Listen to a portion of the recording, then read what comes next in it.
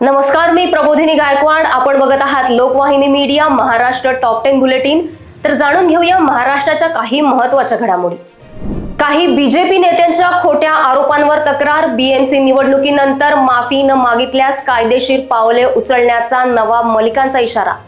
Bogus अपंग प्रमाणपत्रावर थेट गुन्हा. यूडीआयडी कार्ड जारी करण्यापूर्वी वैद्यकीय अहवालांची कडक पडताळणी करणे अनिवार्य असल्याचा तुकाराम मुंडेंचा आदेश. कोकणात औषधी वनस्पतीवर आधारित प्रक्रिया उद्योग लवकरच उभा राहणार असल्याचा खासदार नारायण राणे यांचा दावा.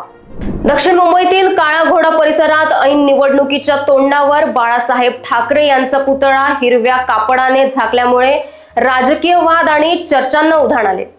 राष्ट्रीय हरित लवादाने नाशिकमधील समृद्धी लिंक रोडसह वृक्षतोडीस तात्पुरती स्थगिती दिली असून परवानगीशिवाय कोणतेही झाड तोडू नये असे आदेश दिले.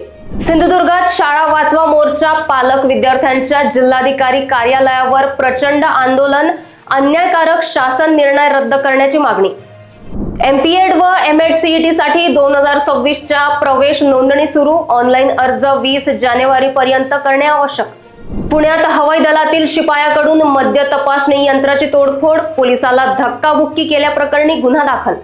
पेंच व्याघ्र प्रकल्पातून 35 महिन्यांचा वाघ PKT 7 CP1 यशस्वीरित्या बुलढाण्यातील ज्ञानगंगा अभयारण्यात स्थलांतरित. आगमनामुळे जैवविविधतेत भर पडली. छत्रपती संभाजीनगरमध्ये स्पोर्ट्स बाईक वादातून 17 वर्षीय विद्यार्थ्याचे कारमधून अपहरण. सिडको पोलिसांच्या कार्यवाहीत 2 तासात सुटका तर तिघांना अटक. महाराष्ट्र टॉप 10 बुलेटिन मध्ये इथेच थांबूया. बघत रहा लोकवाहिनी मीडिया. नमस्कार.